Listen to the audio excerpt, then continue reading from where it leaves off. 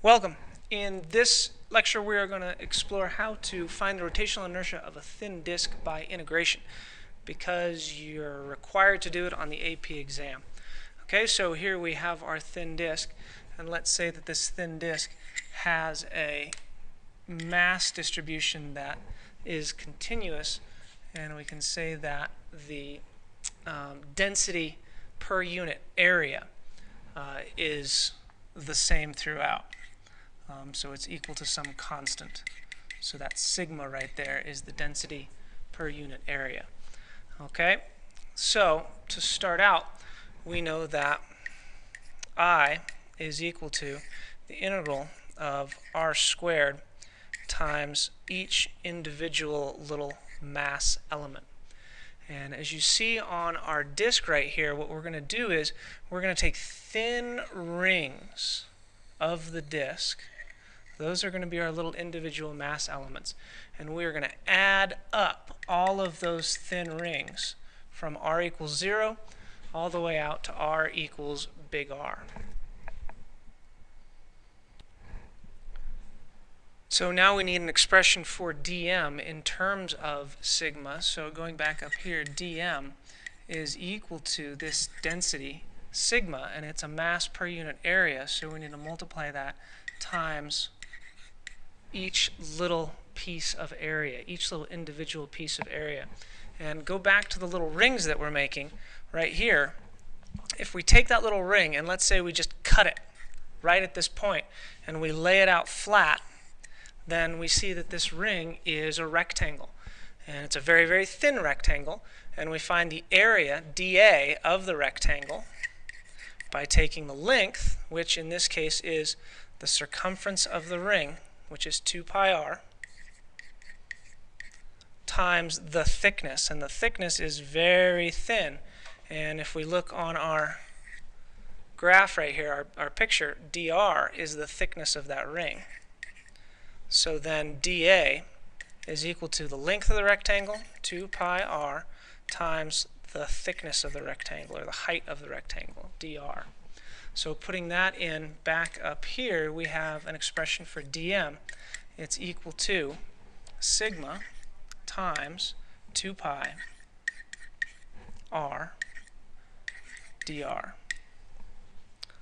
And I forgot to put the r in down there. 2 pi r dr.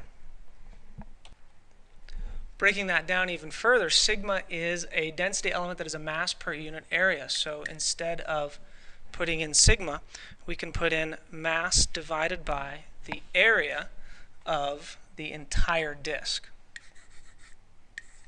And the area of the entire disk is just pi r, big R this time, squared.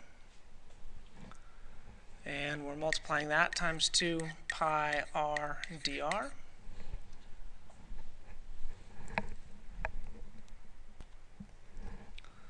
Okay, so there's some simplification we can do here, and our ultimate expression for dm, we got a pi up here cancel, and we end up with 2 big M, the total mass of the disk, divided by the radius of the disk times r dr.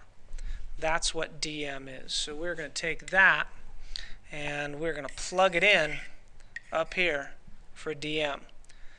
Let's go ahead and do that on the next screen. Alright, so here we are again. The rotational inertia of this disk is going to be the integral of r squared times dm, and we found an expression for dm in terms of some constants, mass, radius, and r dr. So let's plug everything in. We've got the integral of r squared times 2 big M over big R squared times r dr. So the 2 big M over capital R squared, that's a constant that can come outside of the integral. So 2 big M over R squared out here. And then we have R squared times R, so we get R cubed. And we are integrating with respect to R. So now we just need to define our limits of integration. Going back to our disk, our limits of integration are going to be at R equals 0, right here at the center. And we're going to go all the way out to where r equals big R, the radius of the disk. So our limits of integration then are from 0 to capital R. We integrate this guy, we still have those constants out front, and the integral of r cubed is 1/4 r to the 4th, and we're evaluating that from 0 to big R. So plugging in our big R here, we end up with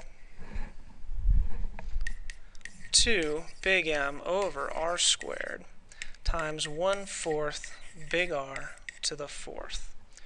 We've got some simplification here. R to the 4th goes to r squared. The 4 and the 2 will give us 1/2 mr squared. So this process is going to be the same if it is a thin disk or if it is a ring that has a hole cut out of it. Like here, from R1 all the way out here to R2.